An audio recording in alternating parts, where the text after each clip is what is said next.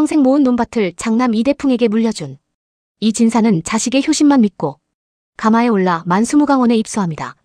마을 사람들의 부러움을 한몸에 받으며 들어선 그곳이 인간 존엄의 시험대임을 이 진사는 꿈에도 생각하지 못한 채 자식의 앞날을 축복하며 미소 짓습니다. 조선뉴스 80% 국가지원 속지 마세요. 시청자 여러분, 평안하십니까? 오늘 조선뉴스 특집 보도에서는 왕실의 은덕이라 칭송받는 노인 요양시설 만수무강원의 두 얼굴을 조명해봅니다. 그렇습니다. 겉으로는 낙원이라 불리지만 그 담장 안에서는 은전. 한 푼의 무게에 따라 인간의 존엄이 등급으로 나뉘고 있다는 충격적인 제보가 잇따르고 있습니다.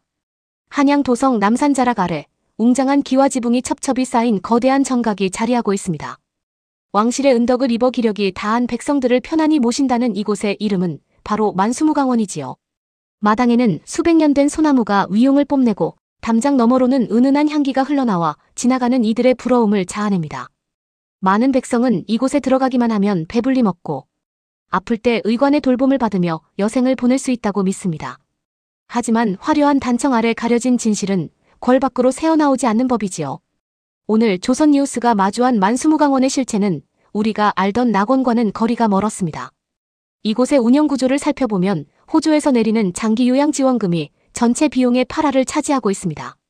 나머지 2할은 본인이 부담하는 구조로 겉보기에는 나라가 노후를 책임지는 듯한 합리적인 제도처럼 보이죠. 그러나 진짜 문제는 호주의 지원금이 닿지 않는 이른바 비급여 별전 항목에 숨겨져 있습니다. 끼니마다 올리는 식재료비, 오후의 간식비, 그리고 홀로 머무는 상급방의 자릿세는 모두 입소자가 따로 내야 하는 몫입니다. 이 별전의 유무에 따라 만수무강원 안에서의 삶은 천당과 지옥으로 갈리게 됩니다. 2024년 말 기준으로 조선 팔도에는 이와 같은 시설이 무려 4,640여 곳이 넘게 들어섰습니다. 불과 10여 년 전보다 3배 이상 급증한 수치로 고령화의 물결이 얼마나 거세게 몰아치고 있는지를 여실히 보여줍니다. 치열해진 경쟁 속에서 일부 시설은 운영비를 아끼기 위해 노인들의 식탁에서 고기를 빼고 물 탄 죽을 올리기 시작했습니다. 은전 한 푼이 모자란 노인은 만수무강원이라는 화려한 감옥 안에서 서서히 지워져 가고 있는 것이지요. 공단이 지원하는 8할의 비용은 그저 숨만 붙여놓기 위한 최소한의 비용일 뿐 인간다운 대우를 보장해주지는 않습니다. 별전을 낼 수 있는 부유한 노인에게는 따뜻한 온돌방과 영양가 높은 보양식이 제공됩니다. 반면 나라의 지원에만 의지하는 빈곤한 노인들은 찬바람이 새어드는 다인실에서 쉰내가 나는 식사를 마주해야 합니다. 이것이 바로 오늘날 조선이 자랑하는 효의 끝자락에서 벌어지는 비정한 경제적 차별의 실체입니다. 우리는 오늘 이 보이지 않는 등급표가 어떻게 노인들의 영혼을 파괴하는지 낱낱이 파헤쳐 보려 합니다. 왕실의 지원이 8할이라기에 안심했습니다만 남은 별전 몇 푼이 노인의 생존을 결정한다니 참으로 무서운 일이 아닐 수 없습니다. 이제 만수무강원은 더 이상 경로 사상의 상징이 아니라 철저한 자본주의 논리가 지배하는 시장 바닥이 되어버린 것 같아 가슴이 아픕니다. 동이 트기 전에 푸르스름한 새벽빛이 이 진사의 고래등 같은 기와집 지붕 위로 차갑게 내려앉았습니다. 대문 밖에는 벌써부터 마을 사람들이 옹기종기 모여 낮은 목소리로 이야기를 나누며 장관을 기다리고 있었죠. 오늘이 바로 이 진사가 자식에게 모든 가업을 물려주고 왕실 요양처인 만수무강원으로 향하는 날이기 때문입니다. 마당 한가운데에는 붉은 칠을 하고 황금색 술을 늘어뜨린 화려한 사인교가 위용을 뽐내며 놓여 있었습니다. 가마꾼들은 집신끈을 다시 팽팽하게 묶고 어깨를 가다듬으며 대감님의 마지막 행차를 맞이할 채비를 서둘렀습니다. 집안 깊숙한 곳 대청마루 위에는 이 진사와 그의 장남 이대풍이 마주 앉아 엄숙한 분위기를 자아내고 있었습니다. 이 진사의 앞에는 조상대대로 내려온 문중의 전답, 문서와 가옥의 대지가 적힌 두터운 종이 뭉치가 놓여 있었습니다. 그 종이들은 세월의 흔적을 말해주듯 노랗게 발해 있었지만 그 안에 담긴 필체는 이 진사의 평생을 대변하는 것이었죠. 이 진사는 가늘게 떨리는 손으로 문서를 어루만지며 지난날의 고생과 가문의 영광을 잠시 회상하는 듯 보였습니다. 그에게 있어 이 재산은 단순한 금전이 아니라 자식을 향한 마지막 사랑이자 자신의 노후를 담보하는 유일한 징표였습니다.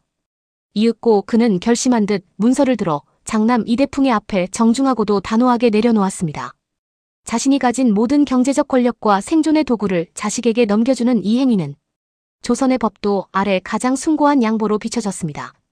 그는 이것이 자식의 출세길을 닦아줄 밑거름이 되고 자신에게는 영원한 효도라는 이름의 보답으로 돌아올 것이라 믿었죠. 이 진사의 눈에는 자식을 향한 맹목적인 신뢰와 만수무강원에서의 편안한 삶에 대한 낙관이 교차하며 빛나고 있었습니다. 그는 이제 거추장스러운 재산관리의 굴레에서 벗어나 진정한 평안과 존엄을 얻을 수 있으리라 확신했습니다. 대문 밖에서 가마를 재촉하는 가마꾼들의 기합 소리가 들려오자 이 진사는 자리에서 일어나 정갈하게 의관을 정지했습니다. 그는 마을 사람들의 시샘 어린 부러움과 환호성을 한몸에 받으며 천천히 비단 가마에 몸을 실었습니다. 아버님, 집안 걱정은 추호도 하지 마십시오. 소자가 아버님의 명예를 드높이고 매달 만수무강원으로 넉넉한 부양비와 특별 별전을 보내드리겠습니다. 조만간 아이들과 함께 문안 인사를 가겠나이다. 허허, 그래. 내 너의 효심을 어찌 모르겠느냐. 너는 그저 나란 일에 정진하여 가문을 다시 일으키거라. 나는 그곳에서 왕실의 은덕을 입으며 너의 기쁜 소식을 기다릴 것이니 너무 마음 쓰지 말거라. 가마가 번쩍 들어 올려지자 풍악패들의 꽹과리와 날라리 소리가 온 마을의 정적을 깨우며 요란하게 울려 퍼졌습니다. 이 진사는 가마의 작은 창을 살짝 열어 멀어지는 자신의 집과 눈물을 훔치는 척하는 며느리의 모습을 흐뭇하게 바라보았습니다. 그는 자신이 조선에서 가장 복 많은 노인이며 자식 농사를 가장 잘 지은 성공한 어버이라 생각하며 입가에 미소를 띄웠습니다. 하지만 그는 보지 못했습니다. 가마가 마을 모퉁이를 돌자마자 아들 이대풍의 표정이 싸늘하게 식으며 문서를 품 안 깊숙이 챙기는 그 차가운 손길을 말입니다. 마을 사람들은 가마의 화려한 행렬이 사라진 뒤에도 한참 동안 이 진사가 누릴 극락 같은 노후에 대해 침을 튀기며 칭찬을 아끼지 않았습니다. 하지만 그들의 동경 섞인 목소리는 가마가 산자락을 넘어가고 풍악 소리가 잦아들면서 점점 희미한 환상처럼 사라져갔죠. 이 진사는 가마의 부드러운 흔들림을 느끼며 만수무강원에서 제공한다는 비단 이불과 기름진 식단을 머릿속으로 그려보았습니다. 왕실이 공인하고 나라가 비용의 8할을 책임지는 시설이니 그곳은 필시 신선들이 사는 무릉도원과 다름없을 것이라 굳게 믿었습니다. 자식에게 재산을 미리 넘겨준 부모가 겪게 될 냉혹한 차별과 소외는 아직 그에게는 다른 세상의 이야기처럼만 느껴졌습니다. 그의 품속 유품한 밑바닥에 숨겨진 낡은 비상금 주머니가 훗날 자신의 유일한 구원줄이 될 것임을 그는 아직 깨닫지 못한 채였습니다.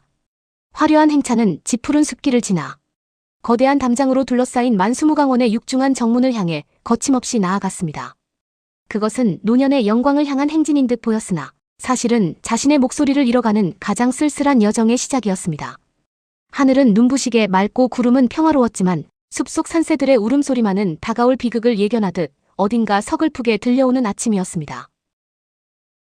보신 것처럼 이 진사님은 전 재산을 아드님께 내어주며 행복한 노후를 꿈꿨습니다.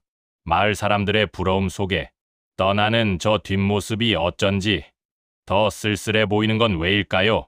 입소 첫날부터 이 진사님을 당황하게 만든 별전의 정체는 무엇일까요? 이 진사님의 험난한 요양생활, 구독 후 다음 편에서 그 첫 단추를 보도합니다.